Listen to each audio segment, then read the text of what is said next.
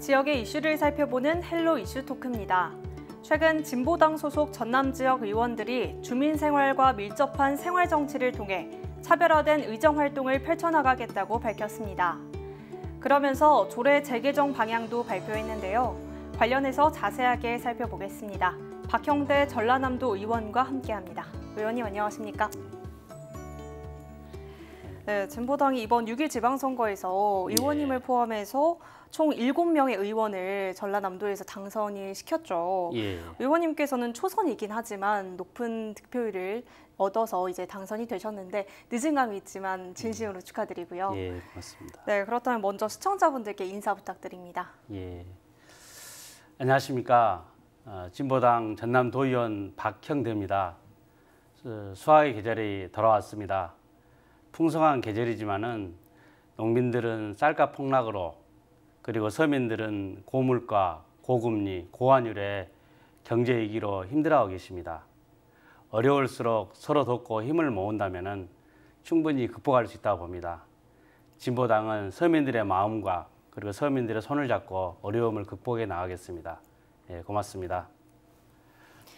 네, 오늘 이제 저와 함께 많은 이야기들 나눠볼 텐데요. 먼저 진보당부터 들여다보겠습니다. 이 진보당의 성격은 무엇이라고 보면 될지 노동 중심의 당이라고 보면 될까요? 노동 중심의 당도 맞고요. 네. 왜냐하면은 노동자들은 노동자당이라고 이야기를 하고 계시고요. 네. 그리고 농민들은 농민당이라고 이야기하십니다. 그리고 청년들은 아니다, 청년당이라고 하고 계십니다. 네. 이런 것처럼 진보당은 노동자, 농민, 청년 이렇게 사회에 가장 또 열심히 일하고 계신 분들, 미래를 또 밝히고 계신 분들, 이분들이 중심인 당입니다. 그러다 보니까 진보당은 가장 국민들과 가장 가까이 있는 당, 국민들과 가장 친근한 당이라고 말씀드릴 수 있습니다. 또 중요한 부분이 진보당은 기성정당에 가질 수 없는 아주 중요한 것이 있습니다. 네. 기존의 사상과 체계, 관념을 벗어나고자 부단히 노력을 하고 있습니다. 보통 어른들은 아이들에게 그런 말을 많이 하지 않습니까? 상상력을 많이 가져라. 네. 상상을 많이 할수록 미래가 밝다 이런 이야기를 하거든요. 정치도 마찬가지라고 생각합니다. 정치 세력이 또는 정치인이 현재에 안주하면서 상상을 하지 않는다면 미래가 밝을 수가 없습니다. 절대로. 그런데 진보당은 기존의 관념 체계를 넘어서서 새로운 사회를 꾸준히 도전하고 있습니다. 그래서 기존에 가졌던 그런 제도와 개혁, 관습 이런 것들을 끊임없이 되돌아보면서 새로운 사회를 향해서 나아가고 있습니다. 그래서 진보당은 기성정당이 가질 수 없는 상상력을 가지고 있으면서 그리고 그 상상력이 현장에 뿌리박고 있지 못하면 관념에 불과하잖아요. 그런데 진보당은 국민들과 가장 가까이서 현장에 뿌리를 박고 있기 때문에 그런 상상하는 것을 반드시 실현할 수 있는 그런 힘을 또 가지고 있다는 말씀을 드립니다.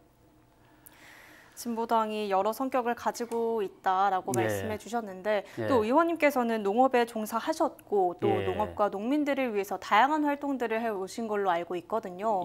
이런 활동들이 앞으로의 의정 활동에 도움이 될 것 같은데 어떠신가요? 저는 의정 활동에 가장 자신감이 있는 것은 그동안 농사 지은 것이 가장 큰 자신감입니다.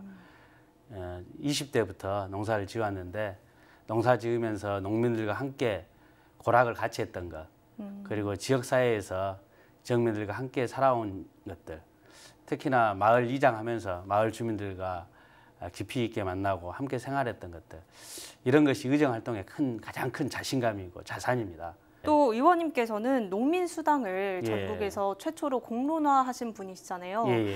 처음에 제시하셨던 금액보다는 좀 축소된 액수로 이제 시행이 됐는데 이 시행했다는 그 자체만으로도 큰 성과가 아닐까 싶거든요. 예, 맞습니다. 이제 농민수당은 이제 농어민 공익수당으로 이제 제도가 들어서면서 시작이 됐는데요. 이것은 일종의 농업 정책에 있어서 쾌거라고 생각합니다. 그 농민들에게, 어민들에게 일정 정도의 수당이 지급됐다라는 이런 의미는 단순히 돈이 지급됐다는 것을 넘어서서 그동안 우리 사회에서 농어민에 대한 그런 사회적 지위를 제대로 인정하지 못했는데 처음으로 제대로 인정하기 시작했다 이렇게 생각을 할 수 있습니다.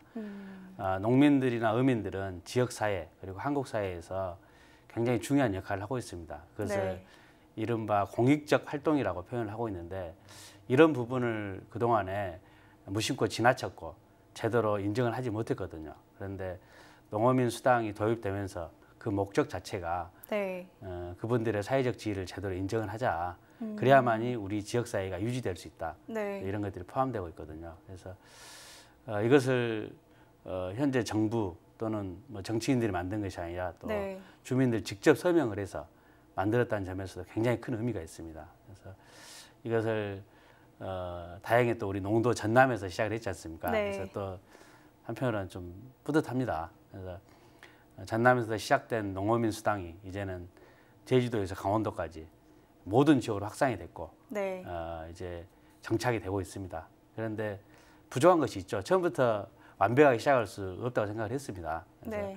이제는 부족한 것을 채울 시점에 와 있는 것 같아요. 그래서 가장 중요한 부분이 금액이 1년에 60만 원, 네. 120만 원 늘려야 한다. 이것도 사회적으로 많이 좀 확산되고 있고요. 그리고 최근에 전남도의회에서도 도의원께서 의회에서 5분 발언을 통해서 또 주장도 하시더라고요. 네.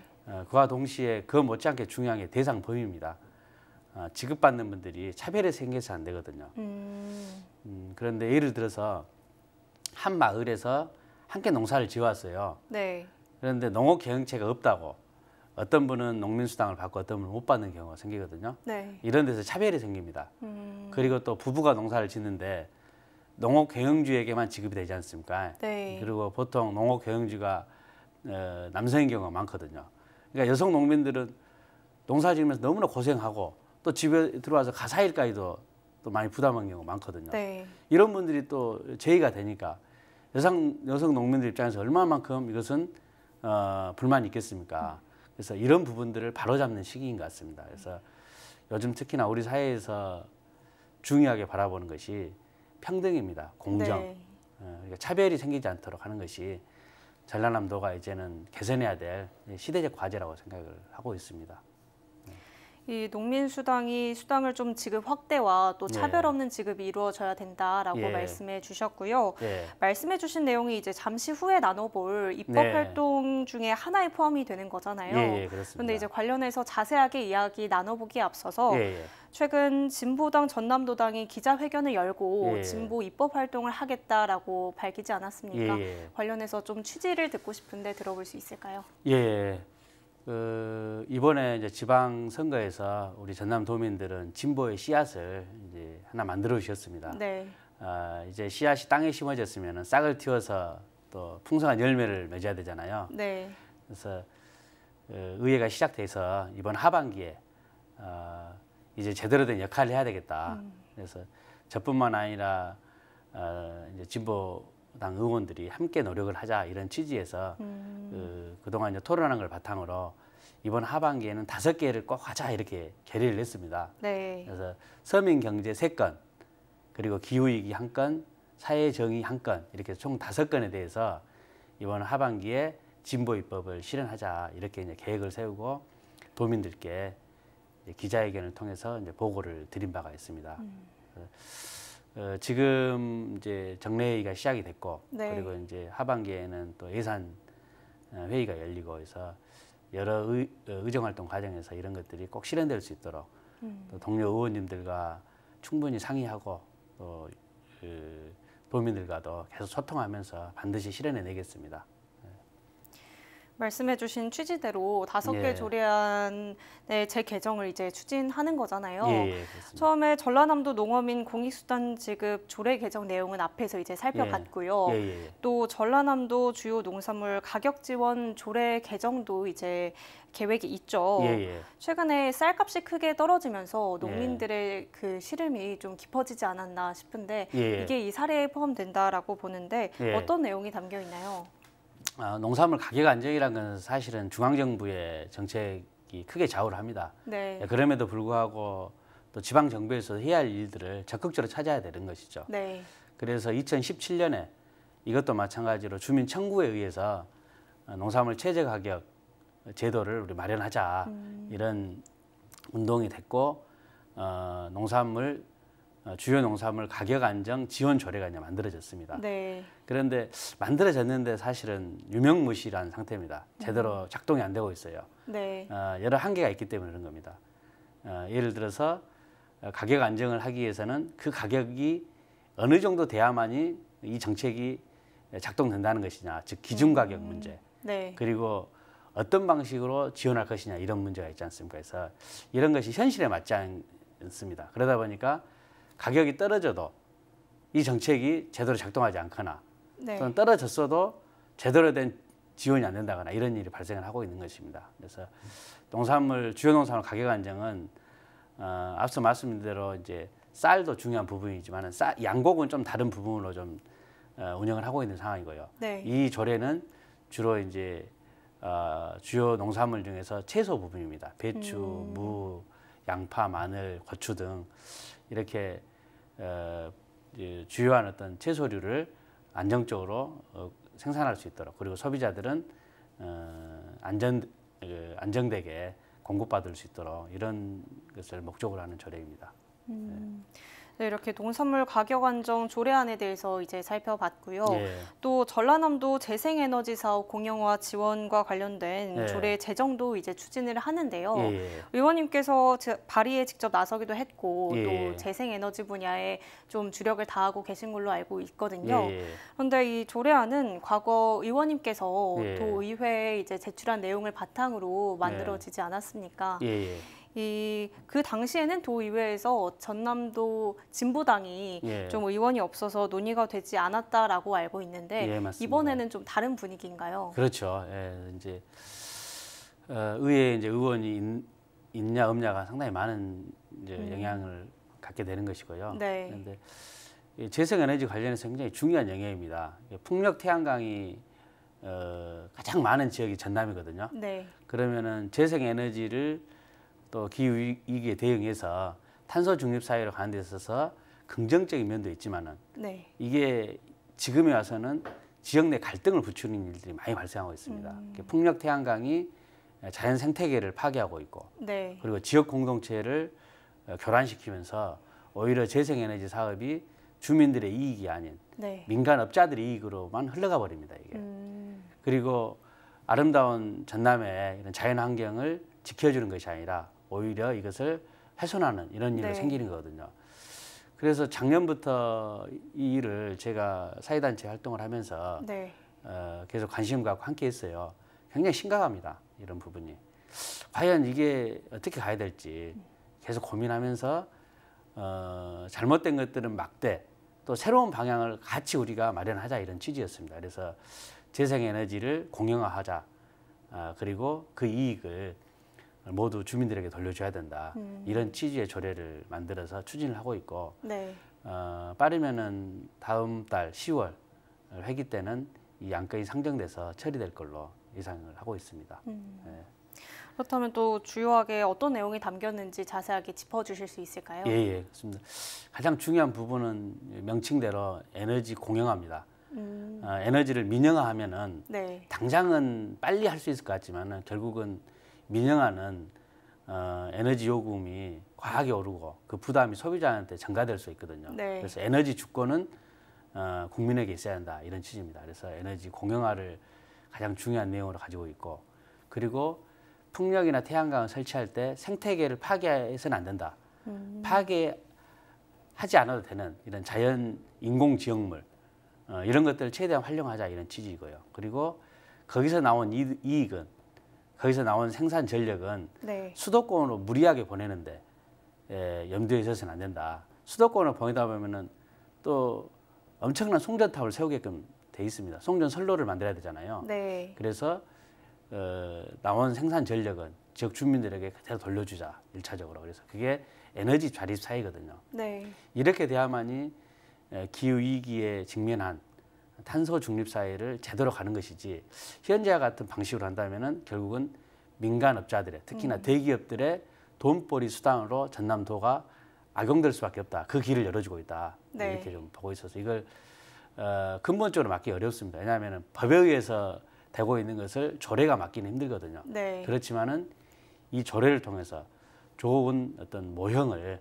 전남에서도 만들어간다면은 그런 잘못된 법과 제도를 바꿀 수 있는 중요한 힘을 마련할 수 있다 이렇게 생각을 하고 있습니다. 이 재생에너지 조례안에는 에너지 주권을 국민에게 옮기고 또 환경 문제를 좀 개선하는 내용이 담겨 있는 것 같고요. 맞습니다. 네, 다음으로는 돌봄 복지 공공성 강화와 또 돌봄 노동자 처우 개선에 관한 조례를 개정한다는 건데요. 특히 이 전남이 인구 문제가 고령화가 좀 심화되는 만큼 돌봄 수요가 증가하고 있잖아요. 그래서 이에 관련해서 내용이 담긴 것 같은데 자세하게 설명 부탁드립니다. 돌봄은 예전에는 개인의 책임, 가족의 책임이었거든요. 근데 지금은 사회의 책임, 국가의 책임으로 이제 전환이 되고 있습니다. 그런데 이 돌봄 제도가 아직도 그 민간 영역에 머무르는 경우가 많아요. 거의 모든 재원은 국가 재원에 의해서 운영이 되고 있는데 그 민간 위탁을 해버립니다. 그러다 보니까 돌봄 서비스도 좀 떨어지고 그리고 시설 위주로 가버리고 그리고 여기에 근무하시는 돌봄 노동자들의 처우도 매우 열악합니다. 최저 시급 정도에 머물러 있고 그리고 경력도 보장되지 않고 일자리도 굉장히 불안정합니다. 이런 것 때문에 돌봄이 국가 책임으로 또 사회적으로 필수 어떤 영역으로 들어와 있는 상황인데 돌봄 노동과 돌봄의 현재 상황은 상당히 거기에 따라가지 못하고 있다. 그래서 어떤 돌봄의 공공성을 강화하고 돌봄 노동자들의 노동 환경을 최대한 높여내기 위한 것을 주요 내용으로 하고 있습니다. 그래서 특히나 돌봄 영역은 갈수록 넓어질 수밖에 없습니다. 굉장히 또 현장에서는 빠르게 이렇게 커지고 있습니다. 새로운 어떤 산업이기도 합니다. 이것은 새로운 일자리이기도 합니다. 그래서 이런 부분을 제대로 조례를 통해서 제도를 만들어 놔야지 모두가 행복한 돌봄이 됩니다. 그래서 돌봄 서비스를 받는 분이나 돌봄 노동을 하고 있는 분이나 그래서 모든 분들이 행복한 이런 돌봄을 마련해야 되겠다 이런 취지로 해서 저희 당 오미야 도의원이 이 부분을 적극적으로 좀 추진을 하고 있습니다. 민간이 위탁하고 있는 이 돌봄 서비스의 공동 돌봄을 좀 강화한다라는 내용인 것 같고요. 마지막으로 민주화운동 관련자 예우 및 지원에 관한 조례 개정입니다. 실질적으로 살펴보면 이분들에 대한 지원이 좀 부족한 실정인가요? 이분들에 대한 지원은 좀 되고 있는데요. 이것은 약간 차별적으로 되고 있습니다. 그러니까 소득을 기준으로 해서 중위소득 100% 이하인 경우만 지급이 되고 있고요. 일종의 이제 생계 지원 형태로 되고 있죠. 그런데 만 65세 이상 되신 분들은 자기에게 약간의 재산이 있더라도 어렵게 사신 분들입니다. 거기다가 민주화 유공자분들이. 그래서 이분들 65세 이상이 되신 분들은 명예수당으로 지급하자는 생각을 하고 있습니다. 그래서 이 부분은 서울이나 경기도에서는 시행을 하고 있습니다. 그래서 전남은 특히나 민주화의 성지입니다. 이런 곳에서 민주화 운동을 했던 분들을 제대로 예우하는 것은 전남도가 어떤 사회 정의를 세우는 차원에 있어서도 좀 놓치지 말아야 할 거라고 생각하고 있습니다. 이렇게 민주화운동 조례안까지 말씀해 주셨고요. 의원님과 함께 진보당 전남도당이 어떤 입법 활동을 해나갈지 정말 자세하게 살펴봤는데요.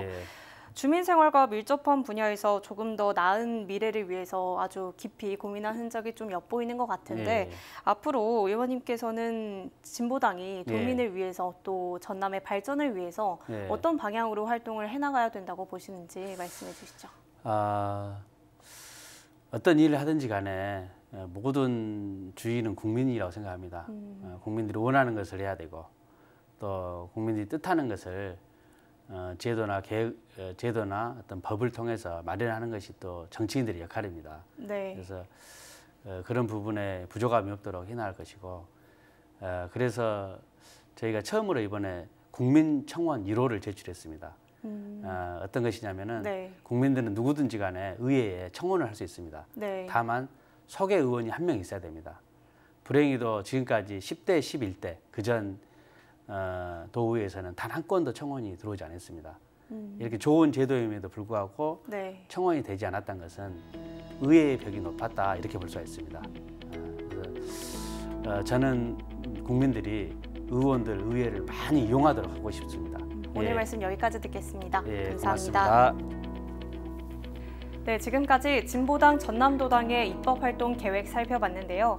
피부로 느낄 수 있는 의정 활동을 통해 도민에게 희망을 줄 수 있길 기대하면서 오늘 시간 마칩니다. 지금까지 헬로 이슈 토크였습니다.